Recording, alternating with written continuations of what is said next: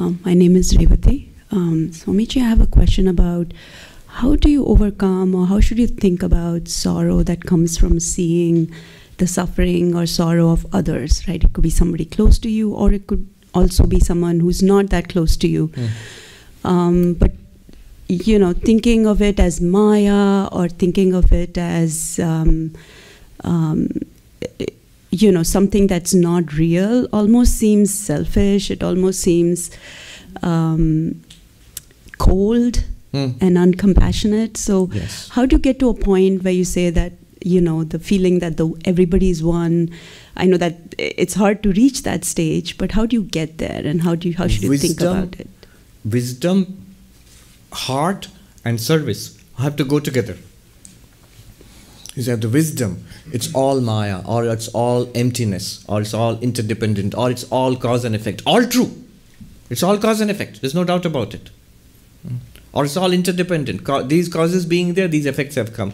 These causes have set in motion a train of events which leads to this kind of suffering. All true. Or it's all Maya. It's consciousness appearing as the good and the bad. What you call suffering is the bad. It's all true. But then, next, there should be the heart to go along with it. If I feel one with all of these are nothing but I. As I would be up and doing trying to remove my own sufferings, as this body's sufferings, I should be up and doing trying to remove the sufferings of other people.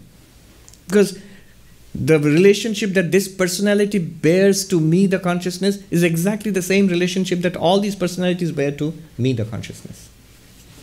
So if I am so eager to remove the sufferings of this one personality, I should also be up and doing and trying to remove the sufferings of others. So that feeling of compassion, love, and sorrow, experiencing the sorrows of others, that's the sign of spirituality. Not to coldly dismiss the sorrows of others. You'll notice those who do that, they are very careful about taking care of their own problems.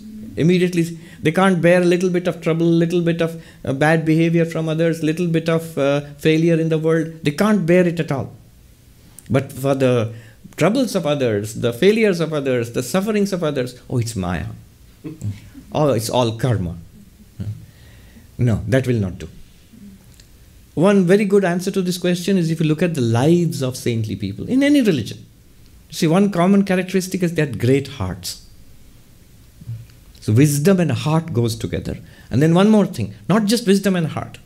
I feel deeply for your sorrows. What are you going to do about it? Oh, I can't do anything about it. No, we must try to do whatever we can. So if you say, what is your answer to the sufferings of the world? Look at the answer that Sri Ramakrishna or Vivekananda Masharada came up with. I was just thinking, reading the annual report of the Ramakrishna Mission. Thousands of schools, hospitals, dispensaries. This is the real philosophical answer to suffering. Be up and doing. Tackling suffering at every level. Will it change the story? No. But will it help? Certainly. To the extent that you can help, we are blessed. What will you do with money, the time on this earth, with this body, with these energies, with this learning, if it's of no help for anybody else? If it's no good to anybody, will it be good to me also? No, it hasn't been.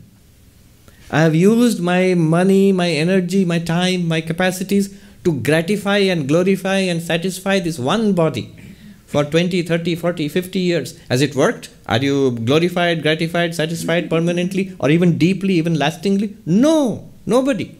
It doesn't work. So let it flow out in service to others.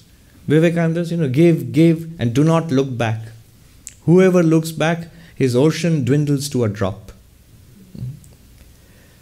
And it's not really a big sacrifice. It's a great freedom. Let things flow through you.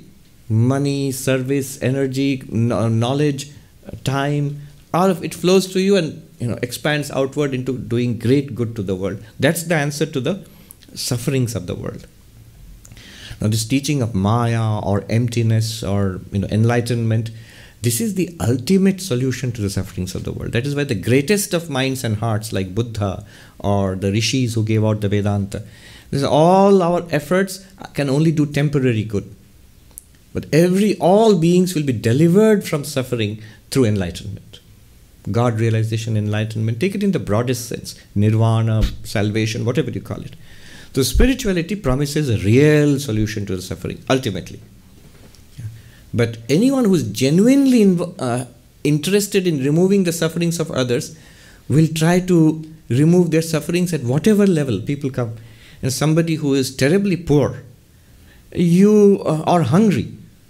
The teachings of Vedanta, you are Brahman. My dear man, I really don't have food to share with you, but I can tell you are Brahman. Vivekananda said it's a sin, it's a travesty to teach metaphysics to an empty stomach. You can't teach God realization for empty stomachs. So help in whatever part of the spectrum is possible, but knowing deeply that it's only that ultimately the spiritual realization, the spiritual knowledge, which is the real answer to all of this. If you have clothed the person who doesn't have clothes, if you have fed the hungry, if you have healed the sick, given education to the illiterate, and given a job to the unemployed, whatever their basic worldly wants are, you have satisfied them, then do you think you have removed their suffering? Not at all. Vivekananda said suffering is like arthritis. You drive it away from one joint, it will go to the other joint. So you drive it away from the physical problems, it will go away too. He said what are nowadays called problems of plenty, problems of prosperity. It could be the kind of problems you have in a third world country, kind of problems you have in a first world country. So the ultimate solution is spiritual realization. But service and the desire to remove the sufferings of all. Why did the Buddha become the Buddha? His whole pursuit was there is suffering in the world. Is there a solution for suffering? He was a prince. He really didn't have suffering at that moment. He was really having a gala time of it all. But he had the heart to see that neither I nor anybody is safe from suffering. Okay, that's the answer.